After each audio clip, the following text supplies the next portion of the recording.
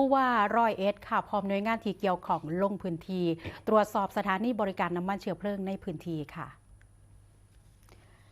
นายชัชวาลเบญจสิริวงศ์ผู้ว่าราชการจังหวัดร้อยเอ็ดและหน่วยงานที่เกี่ยวข้องลงพื้นที่ตรวจสอบสถานีบริการน้ำมันเชื้อเพลิงในพื้นที่จังหวัดร้อยเอ็ดเพื่อติดตามสถานการณ์การให้บริการน้ำมันและเตรียมมาตรการบริหารจัดการในระดับพื้นที่ให้เป็นไปอย่างมีประสิทธิภาพ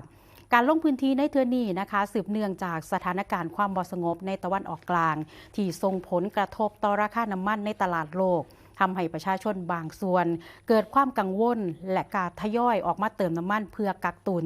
ส่งผลให้สถานีบริการน้ำมันบางแห่งมีน้ำมันหมดก่อนรอบการจัดส่งจากคลังค่ะจังใดก็ตามนะคะจากการตรวจสอบเพิ่นพบว่า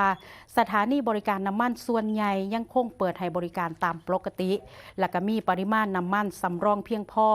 รองรับความต้องการของประชาชนโดยผู้ประกอบการสถานีบริการน้ำมันในพื้นที่ให้ข้อมูลว่ายังคงให้บริการประชาชนทุกประเภทตามปกติ โดยอาจมีการบริหารจัดการปริมาณการเติมในบางช่วงเพื่อให้เกิดการกระจายการใส่อย่างทั่วถึงพร้อมกับยืนยันว่าการจัดส่งน้ำมันจากคลังใหญ่ยังเป็นไปตามรอบปกติบ่มีการขาดแคลนทั้งนี้ค่ะจังหวัดร้อยเอ็ดกะขอให้ประชาชนติดตามข้อมูลข่าวสารจากหน่วยงานภาครัฐอย่างใกล้ชิดและก็อย่าตื่นตระหนกเพื่อให้สถานการณ์การใส่น้ำมันเป็นไปอย่างสมดุลและก็ต่อเนื่องค่ะ